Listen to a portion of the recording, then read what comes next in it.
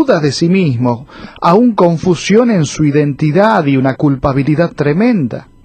Culpan a la congregación por los problemas dentro de la organización, o aún ponen demasiado énfasis en los problemas de sus seguidores y presentan como única solución la estricta obediencia a sus normas. Por eso, volviendo a mencionar Ezequiel, fíjese lo que dice en el capítulo 34, versículo 4. No fortaleciste las débiles, ni curasteis la enferma, no vendasteis la perniquebrada, no volvisteis al redil la descarriada, ni buscasteis la perdida, sino que os habéis enseñoreado de ellas con dureza y con violencia. Pero además, las personas que ejercen abuso espiritual son personas condenatorias. Profieren condenas a los que están fuera de su grupo y sobre cualquiera que decida salirse de la congregación. Aún enseñan que si alguien se desvía de las enseñanzas de los líderes, se va a unir a la fila de los condenados. O usan lo que denominaríamos chivos expiatorios para explicar las fallas dentro de la organización. Por eso el Señor, hablando allí en Mateo 7:4, le dice: ¿cómo dirás a tu hermano, déjame sacar la paja de tu ojo, y aquí la viga en el ojo tuyo? El liderazgo espiritual, que es abusivo, también es discriminador. Es decir, promueve la jerarquía eclesiástica, se relaciona con la gente según sus títulos y sus funciones. Aún enseñan a los miembros comunes que sus necesidades son menos importantes que la de los líderes. Pero además son personas legalistas, ya que manifiestan que la aprobación, la aceptación, se basa en los logros y la posición que se ostente dentro de la organización. Esperan de los miembros sacrificios extremos, ya sea de dinero, de tiempo, de energía, por el bien de la organización, y aún colocan pesadas cargas sobre la gente con su excesiva demanda que supuestamente Dios prescribe por medio de sus líderes. Por eso Isaías 10:1 dice: ¡ay de los que dictan leyes injustas y prescriben tiranía! Pero también, y en último lugar, podemos decir que otra de las características de aquel liderazgo abusivo espiritual es que son aislacionistas, es decir, declaran que las relaciones interpersonales fuera de la congregación son negativas y destructivas. Y aún exhortan a los miembros a minimizar o discontinuar cualquier contacto familiar, o con amigos o con el mundo exterior. Los aíslan. Y aún presentan al mundo exterior como el lugar de pecado grotesco, de tentación y sin posibilidad alguna de redención.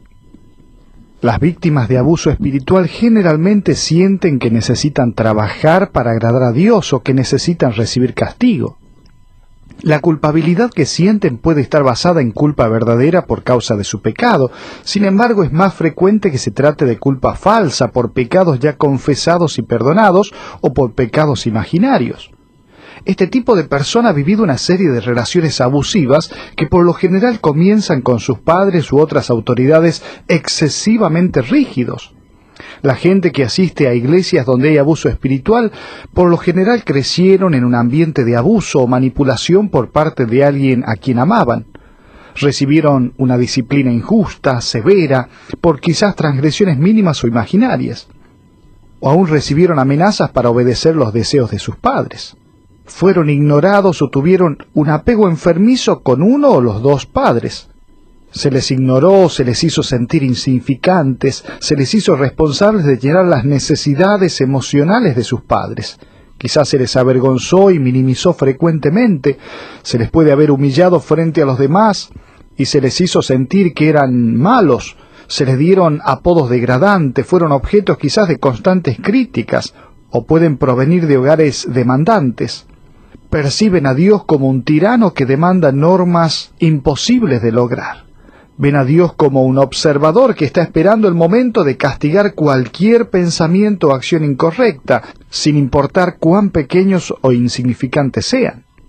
Están obsesionados con quien tiene la culpa, se centran constantemente en sus faltas, en sus fracasos, viven con el sentimiento de autorreproche y lamento.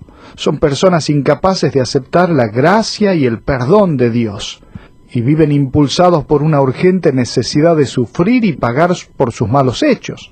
En definitiva, tienen una baja autoestima. Están convencidos de que poseen poco o ningún valor, se sienten inferiores a los demás y que no merecen nada.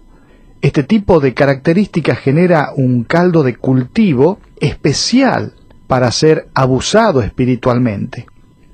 Si ha descubierto que usted forma parte de una relación de abuso, puede estar seguro de que ciertas situaciones lo orillaron a ello y lo han mantenido así.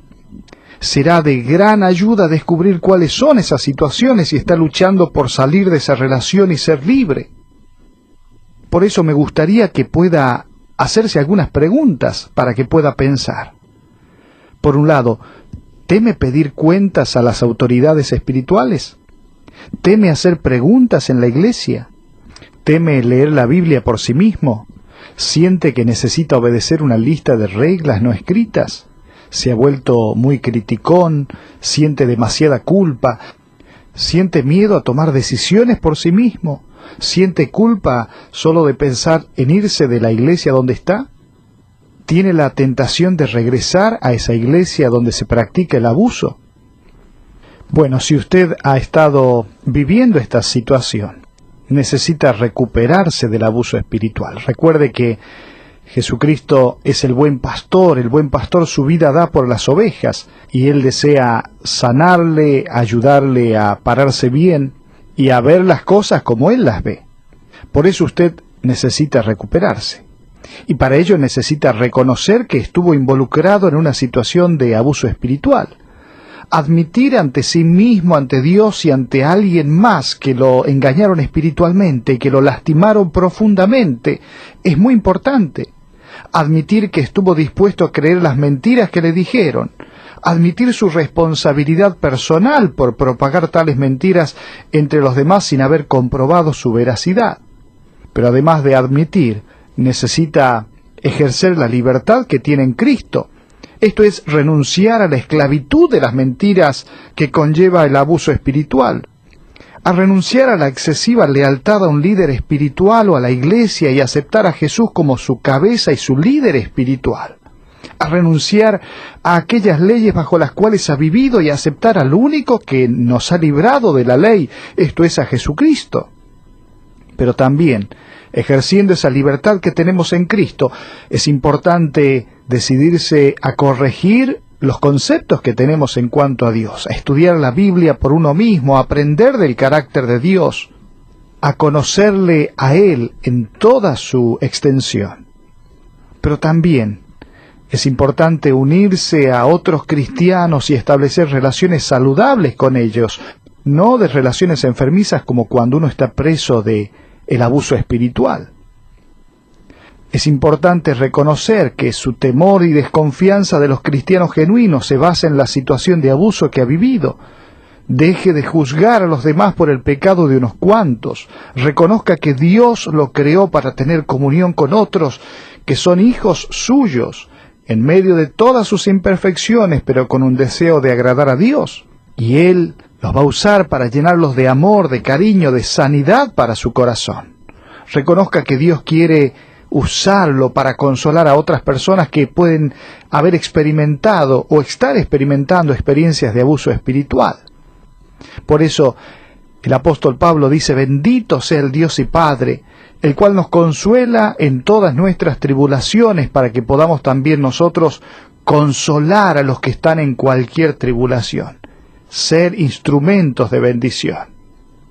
Mirando todo esto, preséntese delante del Señor, dígale sus dudas, sus más profundas dudas, sus heridas, sus temores, sus deseos más íntimos en el corazón. Dígale al Señor que siente culpa y enojo por haber sido víctima del engaño. Dígale al Señor cómo se siente por haber sido usado para satisfacer el hambre insaciable de poder y posición de otra persona. Pero al mismo tiempo busque relacionarse con personas sabias y de incuestionable integridad que aman al Señor y se aferran a su palabra. Dice Proverbios 13:20, el que anda con sabios, sabio será, mas el que se junta con necios será quebrantado. Y al mismo tiempo acepte la autoridad del Espíritu Santo en su vida, confíe en que el Espíritu Santo lo va a guiar a toda verdad, lo va a proteger del error. Le dará poder para amar al Señor su Dios con todo su corazón y su mente. Confíe en que el Espíritu Santo cumplirá la promesa de Dios de conformarlo al carácter de Cristo.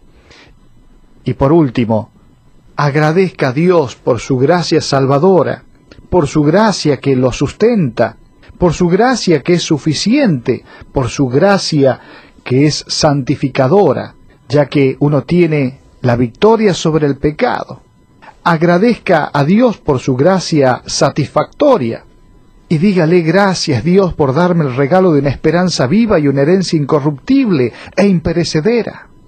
Mire, como hijo de Dios no necesita trabajar ni hacer ninguna otra obra para recibir la aprobación divina. Ya ha sido aprobado, usted es acepto en el amado, no se deje engañar, no sea preso de personas manipuladoras, aprenda a tener relaciones saludables y a estar en lugares sanos y espirituales, donde todos aprenden, crecen, donde el centro es la persona de Cristo. Y si usted tiene todavía su corazón dolido, necesita ir delante del Señor y aún buscar algún consejero cristiano que pueda ayudarle a sanar esas heridas, de tal manera que pueda ver la vida cristiana de otra forma. Pero también quiero animar a aquellas personas que se escandalizaron yendo a lugares opresivos y se da cuenta que en realidad ese no es el mensaje de Dios, ni el carácter de Dios, ni la persona de Dios.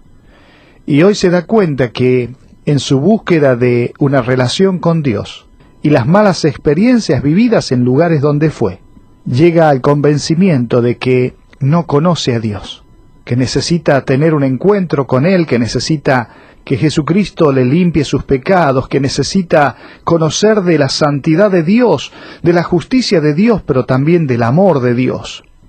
¿Por qué no viene hoy delante del Señor Jesucristo y le dice: Jesucristo, necesito de ti? Reconozco que he pecado, entiendo que el castigo por mi pecado es la muerte, es decir, estar separado espiritualmente de ti. Dígale así a Jesucristo: pero por tu gran amor creaste un plan para salvarme. Creo que pagaste por la pena que yo debía haber pagado allí en la cruz. Jesús, gracias por morir en la cruz por mis pecados, por haber sufrido en mi lugar. Y en este momento te pido que entres a mi vida para ser mi Salvador, mi dueño, mi Dios. Que tomes el control de mi vida y haz de mí la persona que tú quieres que yo sea. Gracias por tu amor incondicional y gracias por tu misericordia. En tu santo nombre. Amén. Este es un tiempo maravilloso en el cual usted deja de lado todas aquellas malas experiencias religiosas de abuso espiritual y tiene en primer lugar un encuentro con el amoroso pastor que le ama, pero al mismo tiempo que ha provisto una salvación para usted. Si usted desea comunicarse en cuanto a este tema, lo puede hacer al programa. Que Dios le bendiga.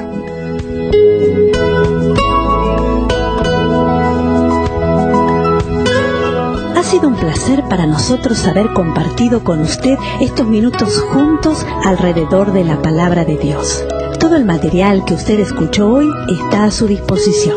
Para más información, le invitamos a que visite la siguiente dirección: www.esperanzaparaelcorazon.org. Esta es una producción de BDN.